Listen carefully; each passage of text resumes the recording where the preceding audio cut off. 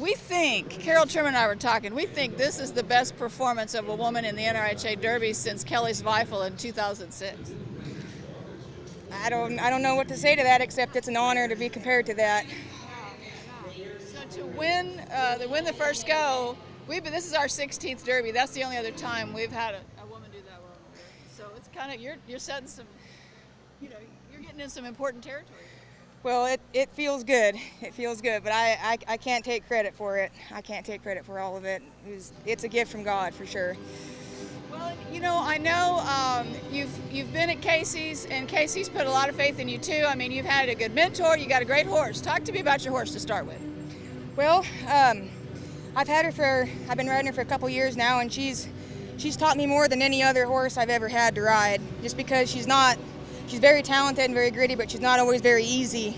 So she's taught me so much about preparing one, showing one, training one more than any other horse. So I'm grateful for that. Because you kind of have to work to get what's in there out of her. Definitely. She's very talented and gritty, but if everything isn't channeled in the right direction, it'll work against you very, very strongly. Give me an example of that. So you ask for something, maybe it's too much, or you shouldn't shut down.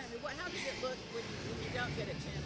I mean, if you have her a little too fresh, getting her mind right is very important, and then just age, just getting her broke enough where you could handle her in all kinds of situations has been very important. When she was more green, it was hard to, when she got scared and stuff, it was hard to handle her. Mentally, she was a little bit harder to control that way, but just age has helped her, and just me getting more experience has helped, and she's taught me so much. She's a great mare.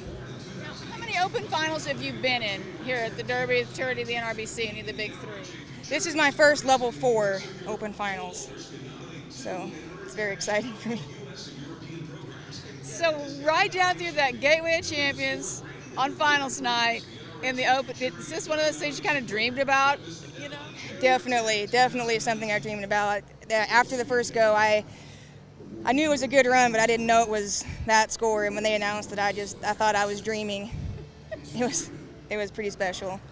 Now talk to me about Casey Derry and the family there, and being able to. You're the head trainer at Derry Performance Horses. He's put you on some great horses. Has a lot of faith in you. Well, I'm very grateful for that. He's been a very good boss. I've been there for almost 5 years, and I've learned a lot. Yeah. And last thing I got to tell you, Sandy Benteen really credited you with her win in the non-pro derby. I don't know what I would do without her. She's my #1 fan, and she encourages me and supports me more than anybody. So I think I owe her just as much, if not more, credit for everything. How proud were you when you were watching her? What were you thinking? I can't even describe how proud I was. It was just words can't even describe. I was a mess. I couldn't even sleep last night. It was awesome. Were you more worried about her than yourself? Oh yeah, I'm way more nervous when she goes. Way more. I feel out of control sometimes when I show, but I feel totally out of control when she shows. There's nothing that I can do, and it's nerve-wracking. Just because I know how good they both are, and you know what could happen if things go like they should, and you can't control anything when they're out there, and it's so nerve-wracking. When they announced that 220.5 and you realized it was probably going to be, did you know right off, Jose will run it off, this is going to be a runoff? Yeah, I figured there would probably be a runoff, but I knew her horse I knew there's a lot more in there, and he's big and strong, and Sandy's so good in the pen, I was confident in her. Okay, last thing.